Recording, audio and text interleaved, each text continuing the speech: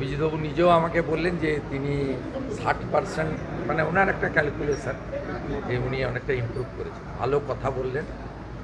আর ওনার কিছু রোগ তো পার্মানেন্টলি আছে, ইনসুলিন নেন, সুগারের প্রবলেম তো আছেই। বাকিটা তো ডাক্তারবাবুরা দেখছেন, আজকে ওনার সিটি স্ক্যানও করবেন। ইতিমধ্যে প্রধানমন্ত্রীর দপ্তর থেকে ওনার স্বাস্থ্যের খোঁজ নেওয়া হয়েছে। আর ওম বিড়লা লোকসভার স্পিকার তিনি ওনার ভাইপোর সঙ্গেও ফোনে কথা বলেছেন। আমরা পুরো নজর রেখেছি। আর ডাক্তারবাবুরা উডল্যান্ডসে যেভাবে সাপোর্ট দিচ্ছেন, ট্রিটমেন্ট দিচ্ছেন, বোর্ড বসিয়েছেন, পেশেন্টও হ্যাপি, পেশেন্ট বাড়ির লোকরাও হ্যাপি। আমরা যারা ওনার শুভানুধ্যায়ী তা আমরাও ইনিশিয়ালি হ্যাপি।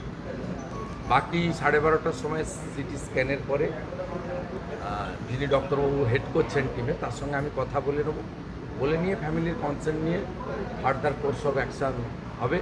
আমি আশা করব যে উনি কয়েক সপ্তাহ রেস্ট নিয়ে ঠিকঠাক হয়ে পার্লামেন্টের যে মনসুন সেশন তাতে জয়েন করতে পারবেন। ওয়াকফ অ্যামেন্ডমেন্ট বিলের জেপিসিতে উনি মেম্বার ছিলেন, গুরুত্বপূর্ণ রোল নিয়েছেন। আগামী দিনেও সংসদীয় ব্যবস্থাতে উনি খুব ইম্পর্ট্যান্ট রোল নেবেন, এটা আমি করব।